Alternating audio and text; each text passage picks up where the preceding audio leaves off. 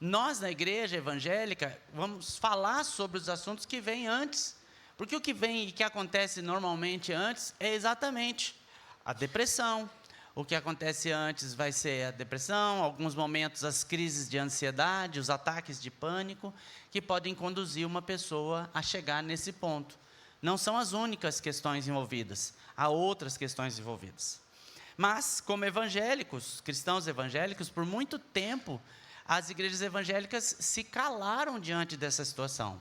Evitaram falar sobre isso com seus jovens, com seus adolescentes, com seus adultos, talvez porque tinham nisso um grande tabu, como parecido com crente não pode ter depressão, crente não pode ter ansiedade, crente não pode viver nada disso, porque afinal de contas ele é crente. E aí tem todas aquelas frases que vêm junto. Isso é falta de fé, isso é falta de oração, isso é falta de um tanque de roupa para lavar, isso é falta de um quintal para carpir, essas coisas que as pessoas falam. Hoje nós temos consciência de que não é isso, não é isso. Então nós precisamos falar sobre essas coisas sim, porque infelizmente sim, cristãos evangélicos, por mais consagrados que sejam, podem passar por isso. Crente pode passar por ansiedade, crente pode ter todo esse tipo de situação. Então nós temos que trabalhar sobre esse assunto e conversar sobre esse assunto.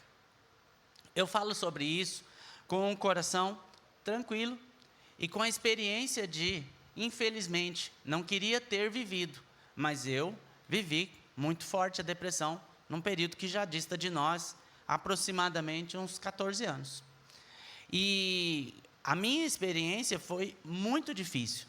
Foi um período curto, mas foi extremamente difícil, porque me pegou completamente de surpresa por uma coisa que eu não imaginava que poderia acontecer comigo.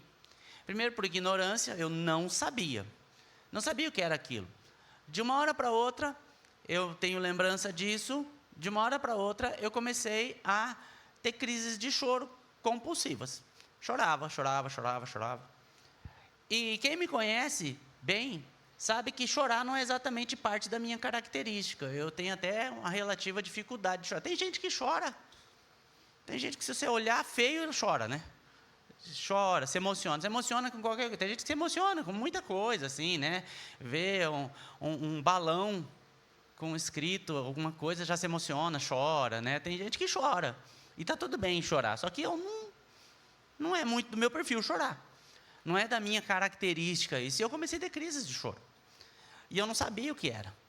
E eu fui ficando numa situação muito complicada, porque eu não conseguia mais trabalhar, eu não estava conseguindo mais vir para a igreja, eu não conseguia. Eu saía e tinha que voltar para casa. Dava um pânico, dava um medo, uma coisa, e eu tinha que voltar para casa. Foram dias muito difíceis, que foram dias acompanhados pela minha família, pelo ministério da igreja. A igreja sabia que estava acontecendo alguma coisa comigo, porque eu de repente, vocês todos que me conhecem aqui, sabem que eu estou o tempo todo na igreja. Estou praticamente todos os dias na igreja. De repente, eu comecei a ficar dias e dias sem estar na igreja. E a igreja foi tomando conhecimento aos poucos que eu estava doente. E foi bastante complicado para mim naquela época. Estar doente. Ter que ser substituído. Foi muito doloroso. Ver pessoas tendo que fazer coisas que eram minha responsabilidade. Naquela época, quem me ajudou bastante em termos ministeriais, além do pastor Marcos, que foi muito importante, cuidou de mim muito, além dele, mas foram muito importantes na minha vida naquela época, o pastor Moisés, que assumiu o culto da promessa nas terças-feiras, que era um culto que é minha responsabilidade até os dias de hoje, ele assumiu o culto para cuidar do culto. E também o Israel foi muito importante, e claro, toda a minha casa que sofreu junto, porque todo mundo não estava entendendo o que estava acontecendo. Das crises, até descobrir que eu estava vivendo uma depressão, foi um periodinho, porque eu desconhecia e eu não podia aceitar aquilo. Como assim? Eu? Depressão? Daqui a pouco vai falar que eu tenho que tomar remédio. E aquilo foi mexendo muito comigo, foi me perturbando mesmo. E eu tive que começar a entender todo o processo, que naquele período foi decisivo para que eu pudesse sair pelo menos do tempo da crise dos sintomas. Porque a grande questão é que quando você tem questões emocionais, os sintomas vão aparecer, e os sintomas são esses. Crise de choro, você não consegue se concentrar, pessimismo, uma série de coisas na sua vida que você simplesmente não dá conta, porque você está vivendo sintomas daquela enfermidade. E eu tenho lembrança muito bem de quando chegava o final da tarde, quando ia escurecendo, eu começava a ficar desesperado.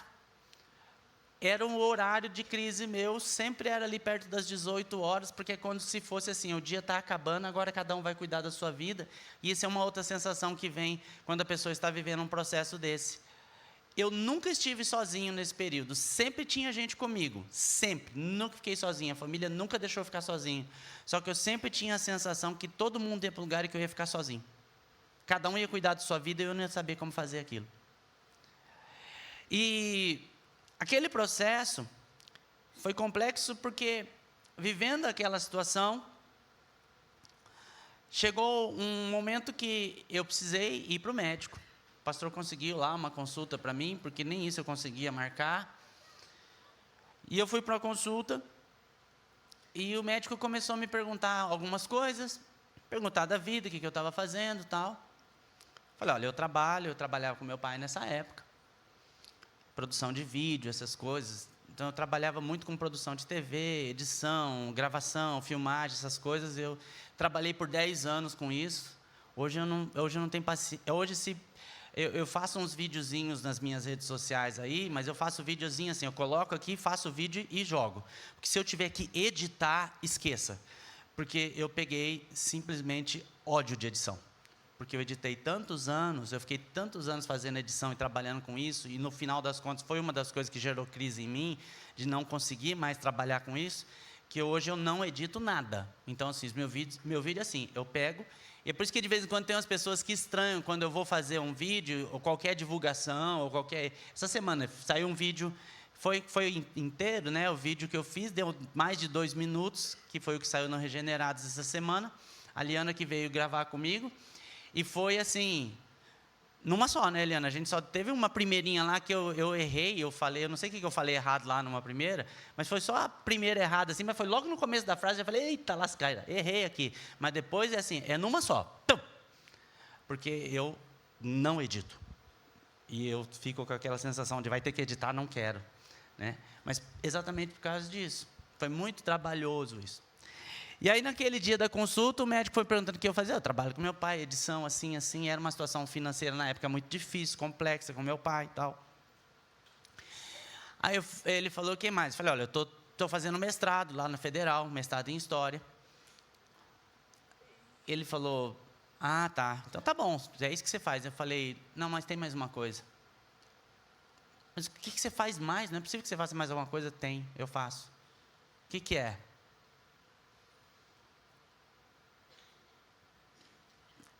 Eu sou pastor. Sabe por que aquilo pesou? Porque eu fiquei com vergonha de falar. Como que pode um pastor estar com depressão? Eu fiquei foi muito difícil falar que eu era pastor. Aí ele olhou para mim e falou assim, mas daí também você está querendo dar um tiro no pé, né? Olha o tanto de coisa que você faz. Vamos diminuir isso aí e tal. E foi falando algumas coisas e tal. Comecei com medicação para estabilizar a situação e foi estabilizando aos pouquinhos. Mas um tempinho depois veio o encontro de jovens. Na véspera do encontro de jovens, exatamente no dia da saída do encontro de jovens, isso não é segredo para ninguém, encontro de jovens as pessoas saem na sexta-feira. Eu falei, não vou, e eu comecei a ter crise. Aí quem bateu lá em casa foi Israel. Israel foi a única pessoa fora da minha família que viu uma crise. E naquele dia eu falei, eu não vou, e eu quase tive um treco. E ele falava, você vai conseguir, e tal, não sei o quê, aquele jeito Israel de ser. E eu vim, e eu fiz algumas partes que são minha responsabilidade. E nos intervalos entre as partes eu ficava em crise chorando. Eu chorei o encontro inteiro, tendo crise.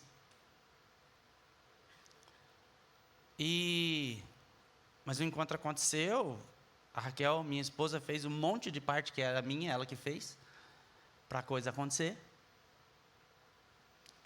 E quando eu voltamos, aos pouquinhos, as coisas começaram a se equacionar no meu emocional. E algumas pessoas fizeram parte dessa história da minha vida e que eu jamais vou esquecer. Uma das pessoas foi a Luciana, a esposa do Marcelinho. Eles são aqui da igreja, são os pais da Brenda. A Luciana, ela tem uma situação de saúde que é crônica, que se chama, porque não tem cura. E ela precisa tomar medicação o tempo todo. Diariamente, eu digo, né? E ela sempre muito animada, ali naquela época ela trabalhava na escola, ela tem mania, até hoje acho que ela tem mania de falar isso, quando ela vai falar com as pessoas, com as crianças, ela fala assim, ô docinho, é mania de chamar as crianças de docinho. E animada e tal, e eu comecei a olhar assim, eu era super acostumado em vê-la daquele jeito. Mas o Espírito Santo começou a ministrar o meu coração dizendo assim, é possível. É possível. Ela vive bem. Ela luta, ela tem que lutar com essa enfermidade. É possível, é uma enfermidade. E o que você está vivendo é uma enfermidade. E não há problema. Deus vai tratar com você de alguma forma a respeito disso. Passado um tempo, eu já estava mais equilibrado nas coisas. Passou um irmão aqui da igreja, ele não é mais aqui da igreja, mas uma das características dele é que ele é bem devagar. Igual eu.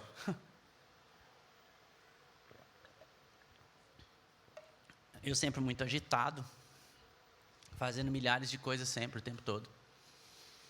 E eu estava na minha sala, minha sala era lá no 3º andar ainda. Ele passou, olhou para mim e falou assim, como é que você está? Eu falei, estou melhor. Ele falou assim, vou te falar só uma coisa. Mais devagar. Mais devagar. E de lá para cá, isso é um aprendizado na minha vida.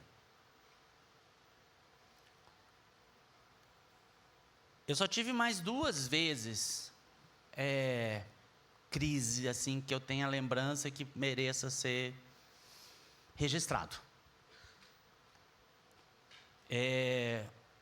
Uma foi, já tem um tempo, mas foi, é engraçado, porque foi também perto de um período de fevereiro, as 2 últimas foram sempre em fevereiro. E eu não tenho muito sentido, mas não sei porquê exatamente. E a última, infelizmente, foi esse ano, em fevereiro mesmo. Mas foi um conjunto de coisas que eu precisava de algumas mudanças. E Deus conseguiu fazer isso, tem conseguido na minha vida isso. Então, eu nunca pensei, e isso eu posso garantir a vocês.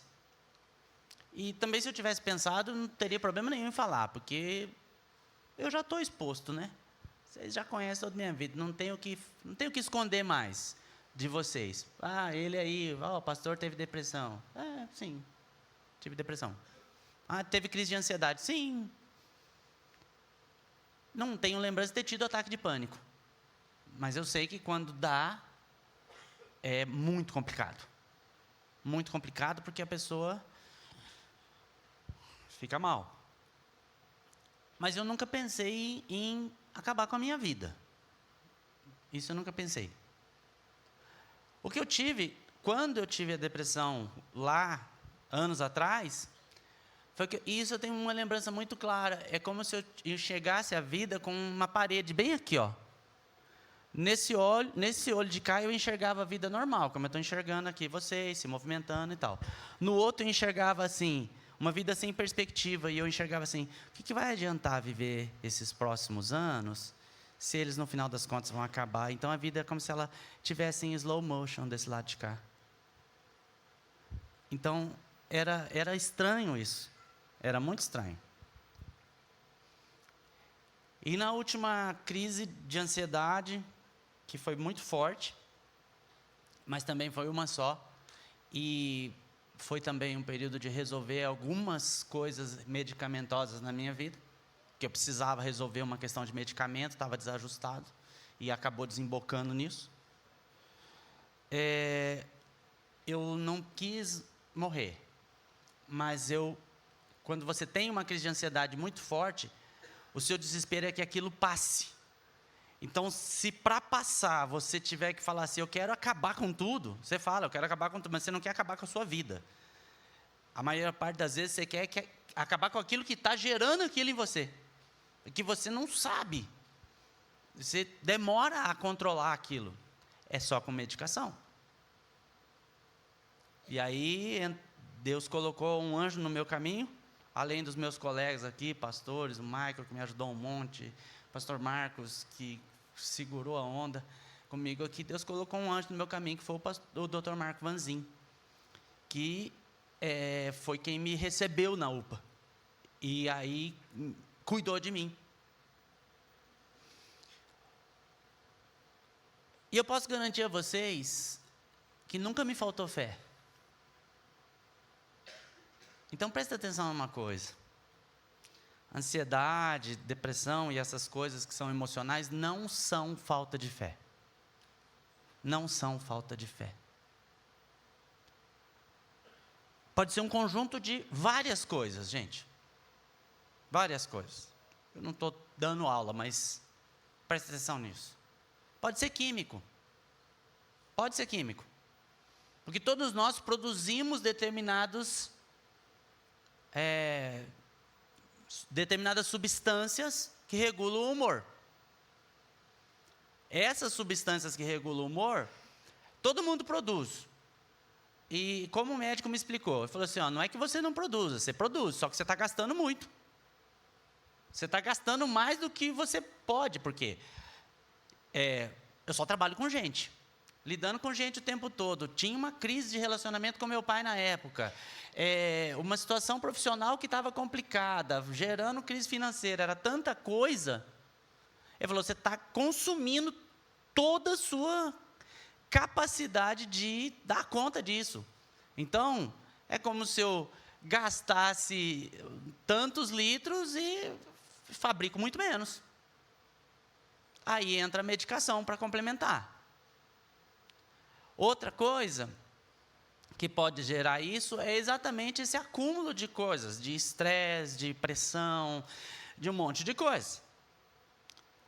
Então, pode ser, sim, estresse, emocional e tal. E podem ser relacionadas a uma falta de conhecimento pessoal que você tenha a ponto de você se dar limites. Porque uma frase que eu li que eu achei muito interessante, como estabelecer limites num mundo sem limites. Como estabelecer para você limites num mundo que não tem limites? Porque não tem. À medida que você vai sendo levado pelas situações, você vai se colocando numa posição bastante complexa. Eu li esse versículo que diz que a vitória que vence o mundo é a nossa fé, não no sentido de falar para as pessoas que estão passando por lutas emocionais, olha, você precisa ter fé. A pessoa não precisa ouvir isso. Ela não precisa ouvir que ela tem que ser melhor. Ela não precisa ouvir isso, ela já sabe. Aliás, ela já deve estar se cobrando um monte. Ela deve estar se cobrando um monte, porque eu me cobrava. Falei, meu Deus do céu, eu devo estar em pecado. O que eu fiz de errado? E eu ficava desesperado. Demorou. Mais do que eu acho que deveria, porque levou mais de mês para conseguir equacionar e... Porque depois que você tem uma crise, você fica um tempão preocupado de ter outra.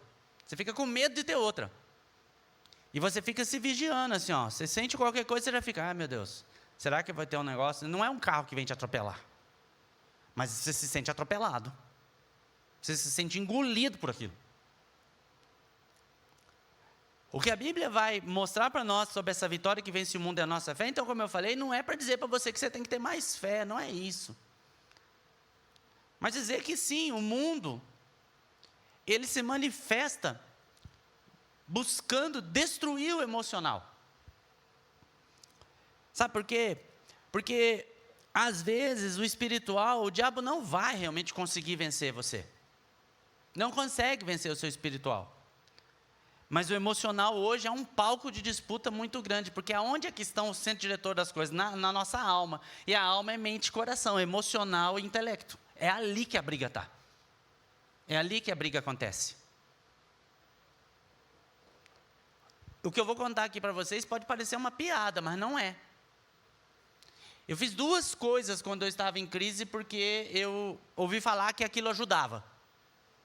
Uma você precisa caminhar, porque você caminhando você gera serotonina, e que é uma dessas substâncias. Você precisa de serotonina, então você tem que caminhar, correr, fazer atividade física. Eu comecei a caminhar compulsivamente no Jardim Botânico. Ou em volta do condomínio que eu morava.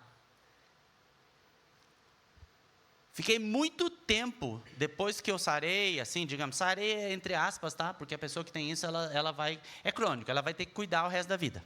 Simples assim. Depois que eu equacionei, eu fiquei muito tempo, que eu fiquei anos sem pisar no Jardim Botânico. Porque o Jardim Botânico me remetia à crise. Então eu nem pisava no Jardim Botânico. E era meu caminho para o trabalho passar do lado do Jardim Botânico. Eu passava assim, ó, o Jardim Botânico está aqui, eu fazia assim, ó. Eu não olhava para o Jardim Botânico. E hoje Deus me deu a graça, hoje eu moro a 300 metros do Jardim Botânico. É o meu quintal quase. E outra coisa que me falaram é que eu precisava, que chocolate gera uma sensação de contentamento e muda o humor. Por mais incrível que possa parecer, eu comi chocolate compulsivamente por mais de mês. E eu odeio chocolate.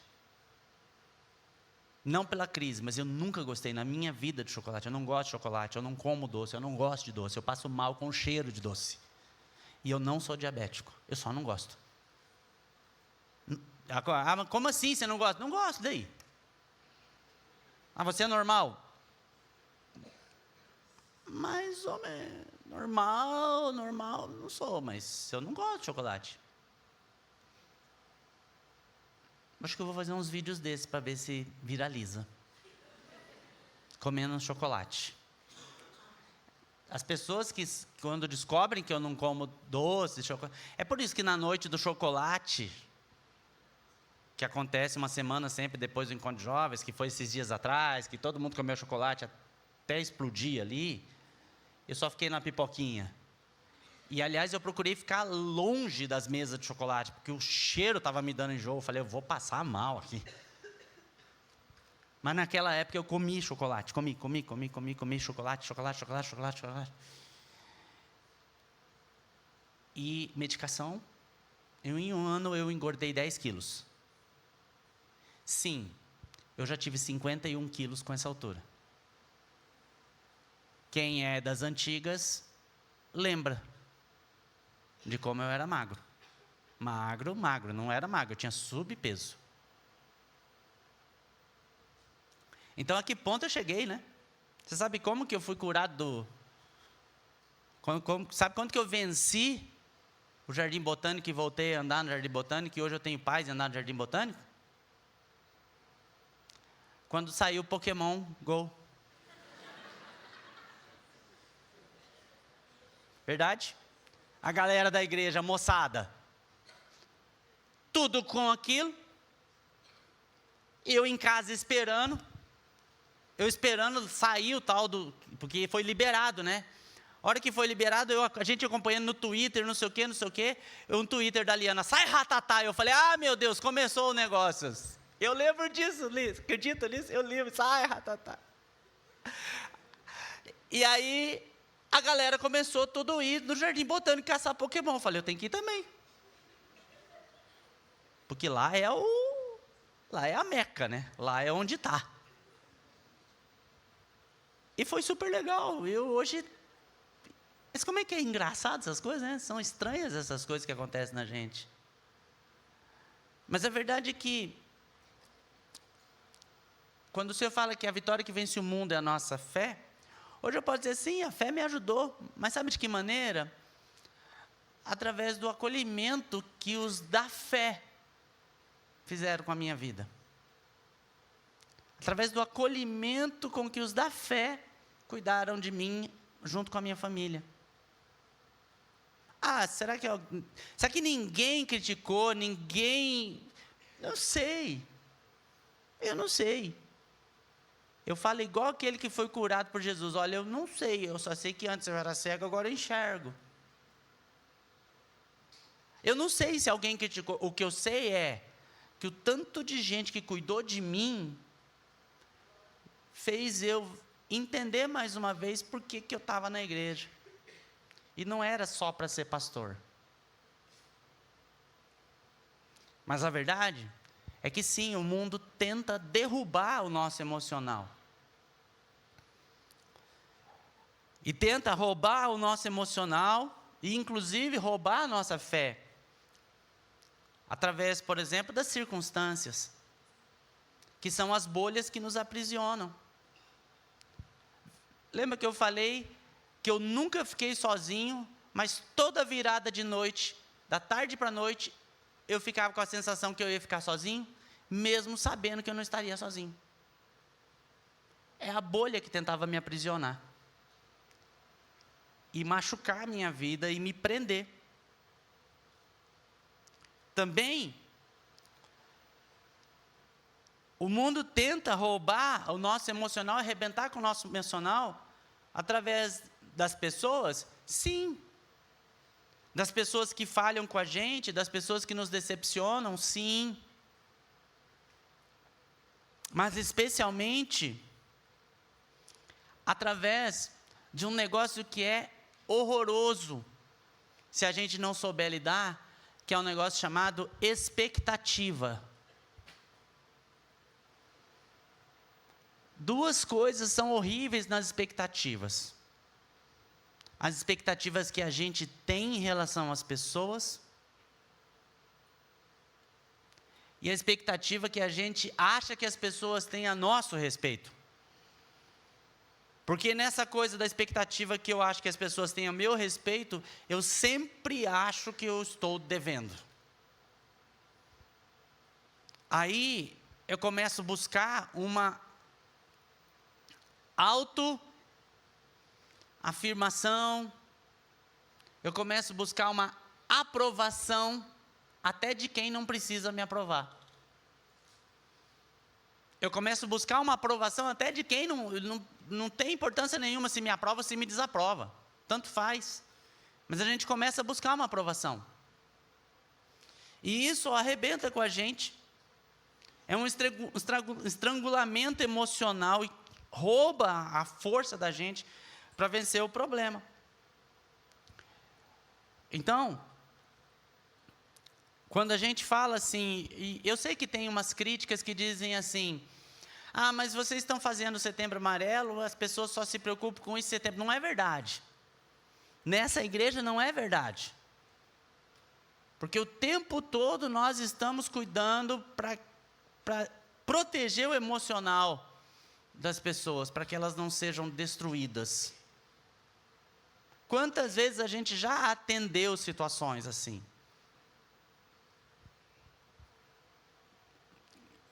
Então, não deixe esse negócio chamado expectativa destruir você. Não fica preocupado com as expectativas que as pessoas têm a seu respeito. Se preocupe com aquilo que Deus espera de você. Por isso é que entra a questão da fé. A fé que vence o mundo. Porque o mundo vai gerar essa coisa de expectativa. De muita expectativa. Mas não é assim. Deus não está preocupado com a quantidade de perfeição sua, porque não é isso que Ele está trabalhando na sua vida. Ele está trabalhando no meu caráter, no seu caráter, construindo algo para nós, mas pensando em eternidade. Por isso, deixe as expectativas das pessoas de lado.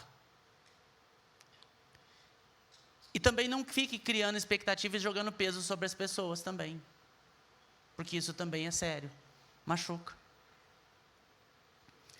Vamos buscar a fé? Vamos buscar a fé.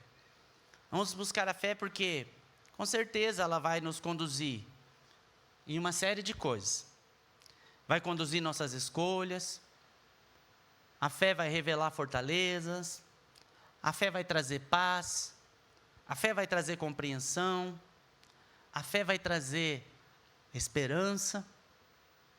A fé vai trazer amor. Quando nós fizemos aquele retiro Esperança, porque o tema do nosso Setembro Amarelo aqui será fé, esperança e amor. Fé, esperança e amor. Quando nós fizemos o retiro Esperança, foi o momento da história da nossa vida e do nosso ministério e da nossa juventude, onde era fundamental que a gente, como juventude, como ministério, recobrasse exatamente esse negócio chamado esperança, que é o que vai dar significado aos próximos passos, que vai dar sentido. Por isso, sim, a fé vai trazer esperança para a nossa vida.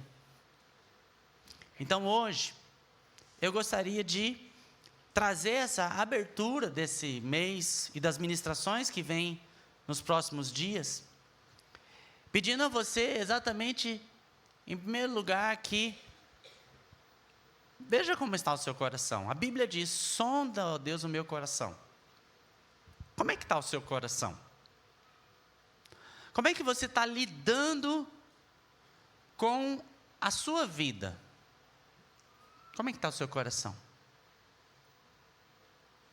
Segunda coisa, que é bem importante, você está falando a verdade para si mesmo e para Deus? A respeito de si? Você está sendo muito sincero, muito sincera com Deus a respeito de você mesmo? Está abrindo o coração mesmo? Ou você está tentando tratar com Deus como se você tratasse com alguém que você quer proteger das suas lutas? Está entendendo o que eu estou dizendo? Que às vezes a gente não conta certas coisas para as pessoas, fala assim: não quero contar, porque a pessoa, nem quero, ela já tem muito problema, não quero contar nada para ela. E às vezes nós tratamos Deus dessa forma, é como se a gente quisesse proteger Deus de nós. Deus não precisa de proteção, tá bom? Está sendo muito franco. Outra coisa, eu estou te pedindo isso, você está passando por uma situação difícil, está complicado o seu emocional, você consegue enxergar uma rede de proteção? Porque eu tive, e tenho até hoje. Eu tenho uma rede de proteção enorme, os da fé. Os da fé.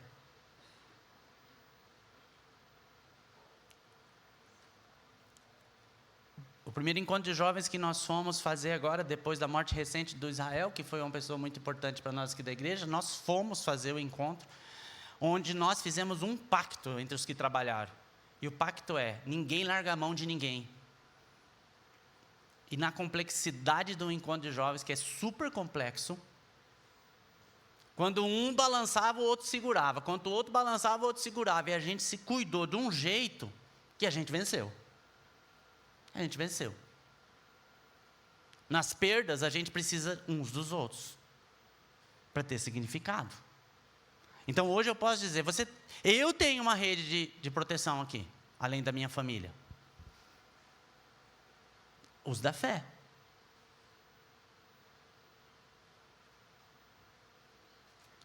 Você tem? Se você acha que ainda não tem, hoje eu quero dizer a você, nós queremos ser sua rede de proteção. Nos deixa ser. Nos deixe ser. Para que você não fique sozinho na crise. Pode acontecer, vivemos uma geração ansiosa, é verdade. É verdade. Muito agitado, muita correria, é uma geração ansiosa.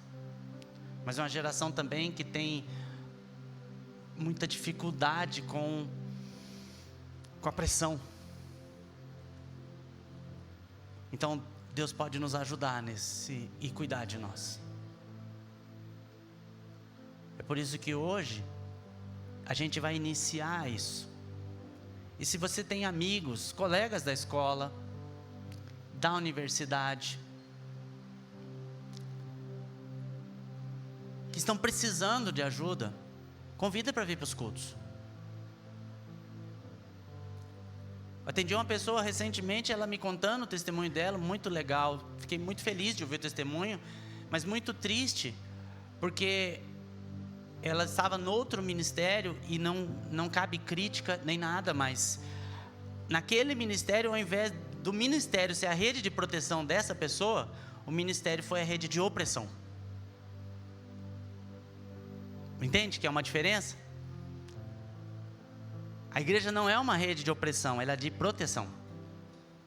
Então essa pessoa entrou num pânico sistemático, perdeu mais de 1 ano e meio da vida, com medo de estar desagradando a Deus, com uma coisa que não tinha significado nenhum, e Deus não estava falando isso para ele. Então, hoje, eu quero, com meu coração aberto, começar essa jornada, e pedir a você, convide seus amigos. Nós temos testemunhos maravilhosos aqui nessa igreja. Aquela moça ali, Ingrid, a sua vida é um testemunho para mim, Ingrid, porque eu te conheço desde quando você era muito adolescentinha. A Ingrid tinha crises sistemáticas de pânico, de tudo. Tomava cartelas de remédio diariamente, e foi a fé que foi curando a vida dela. Se você não conhece a história da Ingrid, nunca conversou com ela, só vê ela ali, magrinha, do lado do Julinho e tal, sorridente, porque o sorriso é uma marca dela. Talvez você nunca fez a conexão de tudo que ela venceu. Ela é um exemplo. Foi um exemplo para mim, é um exemplo para muita gente. Assim como eu sei que há outras histórias. A Maiara Cortes, esposa do André, ela também é um exemplo para nós. Maiara tem um testemunho que é muito forte, e Deus curou ela completamente. É incrível isso. Em alguns momentos Deus vai curar assim, através de uma oração, vai. Noutras vai precisar de uma medicação, vai também. Noutras vai precisar fazer terapia, vai também. Não me importa, seja por terapia, seja por medicação, se Deus quiser fazer a cura através de uma oração, seja lá como for, mas Deus quer que nós sejamos vitoriosos na área emocional, mais que vencedores na área emocional.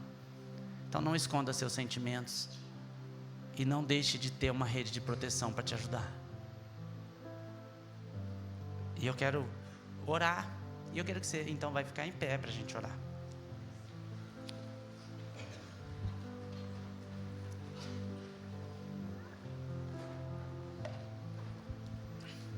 Pode deixar clarinho, por favor? Sim, normal, clarinho. Isso, embaixo também. Aqui, beleza, deixa aí. Obrigado. Eu, sinceramente, eu fico até um pouco assim, porque eu não sei exatamente como fazer um convite para oração nesse momento, a ponto de dizer, olha, se você está assim, assim, tal, mas eu vou fazer isso. Então, se tem alguém aqui que porventura esteja com o seu emocional fragilizado, ou que esteja vivendo crises de ansiedade, nós vamos orar hoje por isso.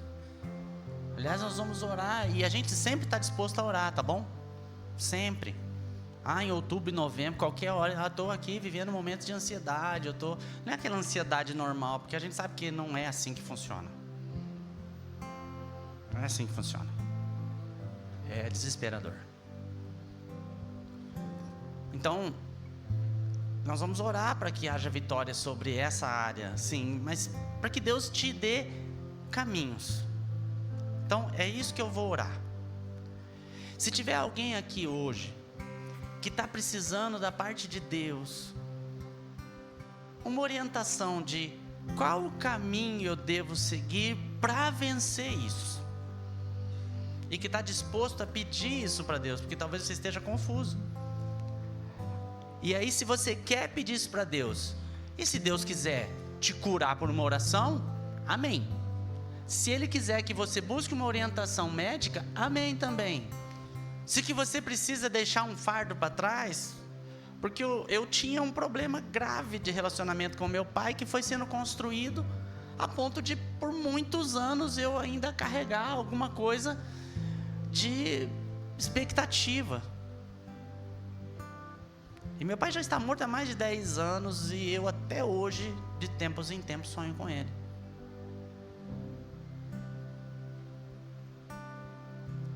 E eu não sei porquê.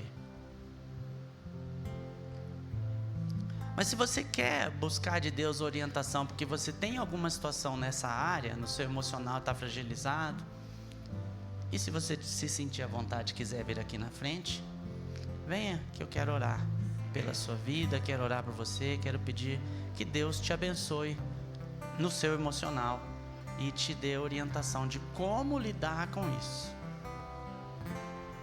E essa oração serve também para aquele, talvez você não precisa se expor, tá? Mas se você se corta de vez em quando, se você se corta, você precisa ter restituição no seu emocional. Não precisa se expor, tá? Não precisa se expor. Não precisa se expor. Se você quer, da parte de Deus, uma orientação para a sua vida emocional, então eu quero que você saia do seu lugar agora e venha aqui para frente, para eu poder orar por você e ministrar sobre a sua vida, seja qual for a situação emocional da sua vida, tá? Seja qual for essa situação, eu quero orar por você. O pessoal está ministrando, cantando. Enquanto isso, bem à vontade, quem quiser, eu vou dar um tempinho para você vir aqui para frente, em nome de Jesus.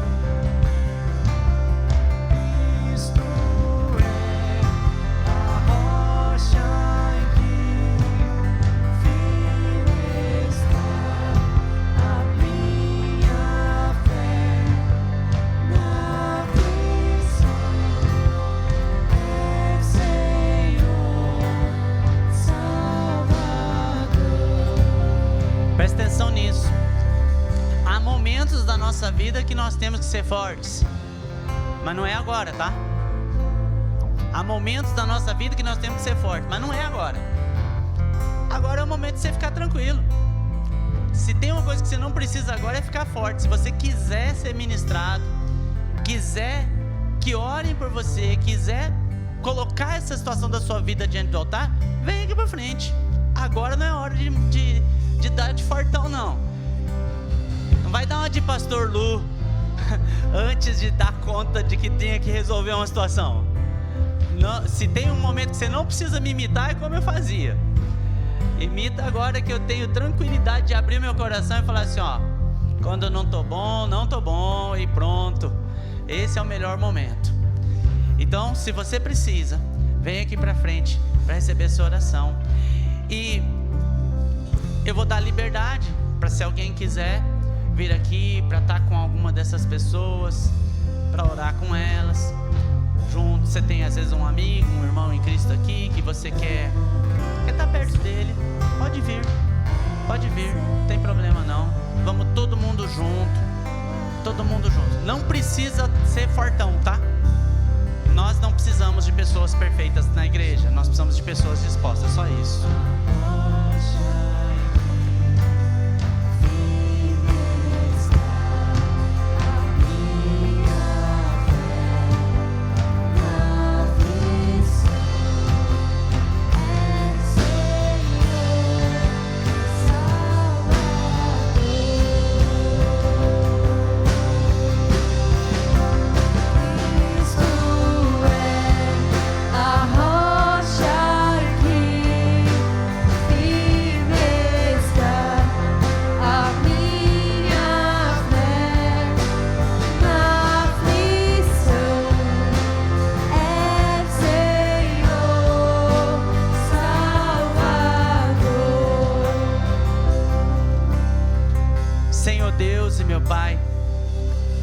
Te agradecer por esses meus irmãos e irmãs, por todos nós, pela igreja, Senhor. Eu quero agradecer por essa rede de proteção. Hoje eu posso dizer que os da fé foram a terapia que o Senhor fez na minha vida. Os da fé, Senhor, foram levantados pelo Senhor para ser uma rede enorme de proteção na minha vida emocional. E eu sei, meu Deus, o quanto foi difícil e quanto é difícil o cuidado emocional nas crises de ansiedade, quando a gente se sente sozinho, abandonado. Ó Deus, quando a nossa cabeça fica confusa e o nosso emocional fica extremamente fragilizado. Oh Pai, Pai da minha vida, obrigado, Senhor, porque o Senhor cuida de cada um de nós, e eu sei que o Senhor cuida.